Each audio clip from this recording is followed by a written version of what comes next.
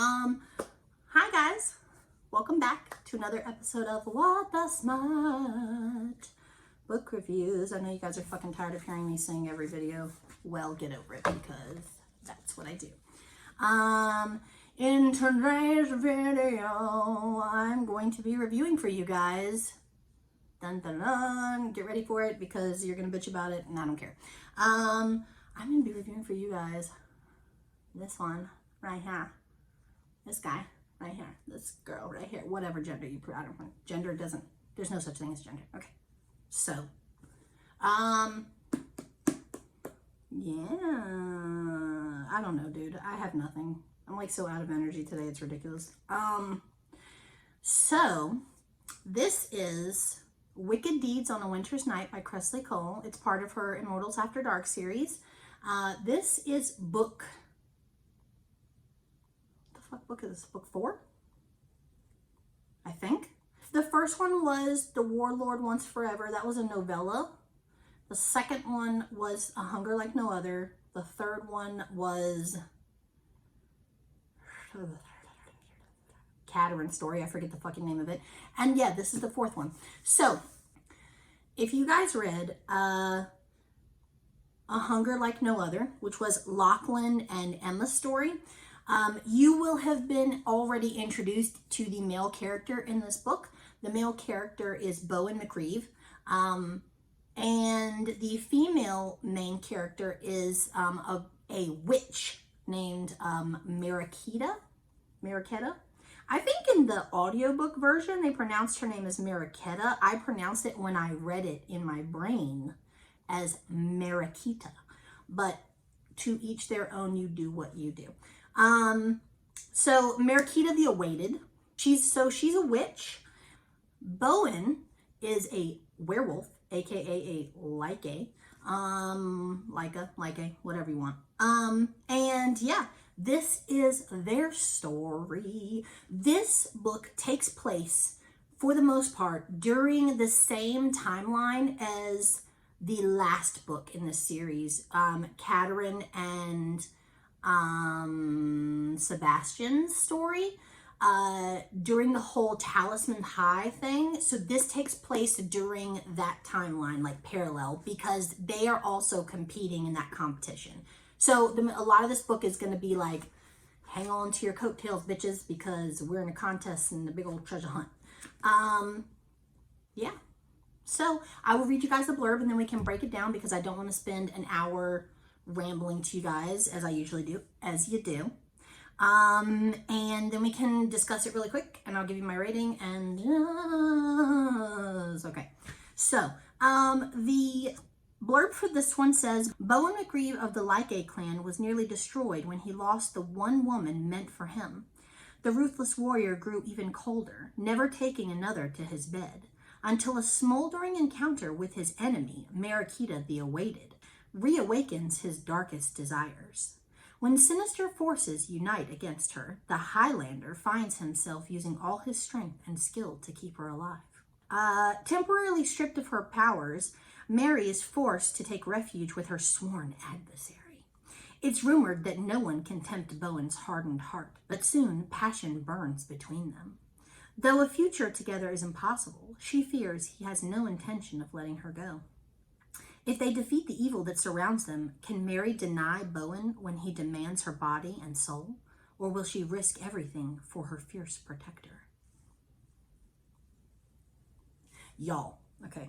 I did this in the last video. I got so super aggro. Aggro can go both ways, right? So you're either aggravated or you're aggressive. And in my case, I'm always aggressive. Okay, I'm super aggro. I'm super aggressive with you. Okay, and I will get aggressive with you about this entire series. There are some books in this series that I liked more than others, right? So like Caterin and Sebastian's story, like, yeah, it was cool. It was good. It was awesome. But stories like this one, stories like some of my other favorites were Conrad's story, and I fucking forget the name of that one too. It's like Dark Desires at Night's Edge or something. I forget. Conrad Roth's story, where he falls in love with a ballerina ghostie. thinks of this shit.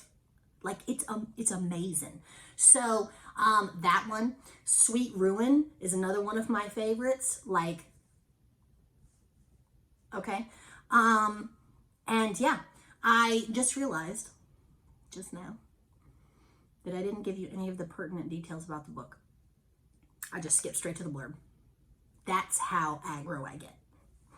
Okay, so this book has 401 pages. You can buy it on your Kindle and Nook for $7.99 right now. The mass market paperback is $5.99 on Amazon, brand new. So if you're an e-reader person and you don't like buying physical books, then obviously you're going to pay that $7.99. If you are a person who goes both ways, buy the book for $5.99. Now you own it. You can read it as many times as you want. You can put it on your bookshelf in your little collection, like I do. It's a no-brainer. You can also buy this book used on eBay for around $4 with free shipping, $4 or $5. This is the one that I have. This is my OG. I've had this book on my shelf for like 12, 13 years. God, that was a long time ago. When was this book published? I just want to see. 2007. Okay, 2007. Yeah. So this is the cover that I have. There has been a revamped cover, and I don't know if that's for mass market paperback or if it was for like a foreign cover. When they get translated into other languages, sometimes they get their own nifty little cover. I will show a copy of the cover, the other cover right there. And I believe on eBay you can get both covers. So whichever you choose. So yeah, essentially the premise of this book is you have Bowen, who is a werewolf, but he is like a shell of the werewolf that he once was. He lost his fated mate, or what he thought at the time was his fated mate. No spoilers. She essentially died in her attempt to run from him. Anyway, so she died. He didn't. He has basically withered away. He's lost a lot of weight. He looks very gaunt. He looks he looks very haggard, you know what I'm saying? Like, you're still hot because you're a hottie, but you're looking kind of downtrodden hot, you know what I mean? Like, you're looking kind of scruffy and gross. But yeah, so he is one of the most aggressive members of the McReeve clan because he's such a sourpuss because his mate is deceased. And he's miserable, and he vows he's never sleeping with anyone ever again. So he enters the Talisman's High, which is, for those of you guys who have not watched my last video, is kind of like a mystical treasure hunt. And at the end of this treasure hunt, whoever gets all the items the fastest wins a magnificent, awesome prize, right? So it's like a life-altering, life-changing prize. And in this case, it is an artifact that allows you to go back in time. So he's entered the contest to win the artifact so he can go back in time and save his mate. At the same time, you have Marakita, the Awaited, who is a witch. She has powers, extremely strong powers, but extremely volatile powers that she doesn't know how to control and she doesn't know how to harness. So she's kind of like a danger to herself and others. So what she does is, because she doesn't know how to use her powers, she will attempt to use them, burn herself out very quickly, and then she'll have no powers for a while. And then she has to like recharge back up like a battery. So, she enters the contest as well, not because she wants the artifacts, but because she's pressured into doing it, I think, by like her coven. But she's in it. Now you're in it to win it. You know what I'm saying? And so they're kind of, throughout the book, they're clashing with each other, while at the same time wanting to bone each other. Does that make sense? Yeah. Yeah, it's tale as old as time. Okay, no, I'm not gonna sing anymore. So yeah, so they're globe-trotting and they're looking for these treasure items that they need to find, these artifacts and whatever, and they're like sniping at each other and they're attempting to like off each other, not really off each other, but they're like, I gotta subdue him, or I gotta trap her in this so she can't follow me so I can get ahead in the game. You know what I'm saying? Like that kind of thing. But at the same time, they're both like, you know, there's flirtation and there's clearly some angst and some attraction there, you know what I mean? And yeah, so the sex scenes in this series, some are hotter than others. There's no like BDSM kinky fuckery type stuff going on. You know, it's really just raunchy-ish sex scenes, which who doesn't love? They are extremely well written, so you can get into it. You know, you're gonna get into it. So yeah, so that's basically the premise for this book. Have I forgotten anything? Did I forget anything? I do this every video. I always go, did I forget anything? And usually the answer is yes, I've forgotten something. And I don't remember until after I've already uploaded or after I've already, whatever. So for the rating for this book, I gave it a 9.5 because it was one of my favorite books from the Immortals After Dark series. I can't remember what I rated the other ones. It was probably at least a 9 because I fucking love, I've said it before, I'm gonna get really worked up. I fucking love this series, okay? Like paranormal romance, and granted, I need to branch out and need to like try other authors and like get out there and like dip my, not my toe in, but like my whole body into the pool of paranormal romance. But this series for paranormal romance is my favorite, okay? Yeah, that's it. That's it with that. So 9.5 is what I rated it. I would definitely recommend that you guys pick up this book, and I would definitely recommend that you read the entire series. Read them in order. Buy them all. You won't be disappointed. I promise you. I promise you. There are a lot of characters in this series. And in each book, there are a lot of characters. But that's good because in the book, you have the two main characters and then you'll have like 20 subsequent characters. But those 20 subsequent characters are going to eventually get their own books.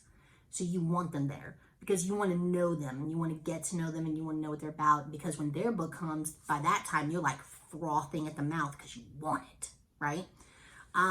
Which is the mark of a good author. I feel like that's just the way you do it.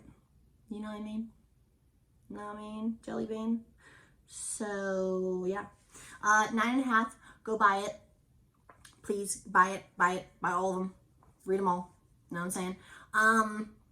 And yeah, that's all I have for that. I really appreciate you guys joining me for another video. If you have any questions or comments, you can leave them down in the comments below. I love getting comments. I really do, guys. Like, I really love getting comments, like, especially from people I don't know. And then I'm just like, how do you find me? How do you know me? Were you just like random searching YouTube? Are you from like one of my book groups, but I've never interacted with you? Like, how do you know me? What brought you here? So yeah, if you want to leave that in the comments, that'd be awesome because then I'll know where to pimp myself out to because I need more fans. I need more subscribers. Yeah, I really appreciate you guys watching. If you're new here, welcome. You're either going to love me or absolutely loathe me. I'm sorry. If you're a repeat viewer, I love you.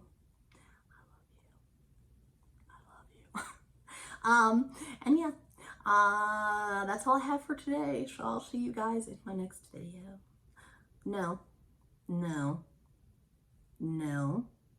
Plug your shit. Okay. If you like me and you like my channel, please subscribe. Click that little bell so you get notifications when I upload a new video. If you want a sneak peek to videos that are coming up. Join my members only Facebook group or my Instagram or my Twitter. I will link them all in the description below, and I will leave a little banner here for you guys to see. And yeah, if you want, come hang out with me and chillax with me on social media. Okay? I will see you guys in my next one. I love you so much. Bye. Okay, thumbnail and thumbnail and thumbnail and the thumbnail. This book is so fucking dusty. It's not even funny. Okay. Yellow pages. I don't take care of my shit. Lachlan, fuck. Lachlan McGreeve of the Leica, whatever. Temporarily stripped of her powers, Mari. Essentially, the premise of this book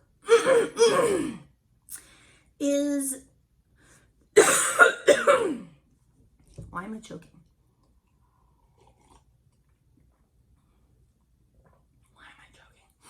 Okay. I'm not gonna stop because I can't stop. Won't stop. Is that a song? That is a song, I think. Who sang that? Puffy? P. Diddy? Puff Daddy? I don't know. I think he had other names too that he went by, but I don't remember what they were. So, whatever. Tea. I live in South Carolina, so I drink sweet tea all day long. My body is made up of 50% sweet tea, 50% cheese. Any kind of cheese. Cheddar, like any kind of cheddar, like sharp cheddar, medium cheddar, whatever. Provolone, American, not that like Kraft singles bullshit, but like deli sliced American. I will eat that shit from the package, like just the slice. Just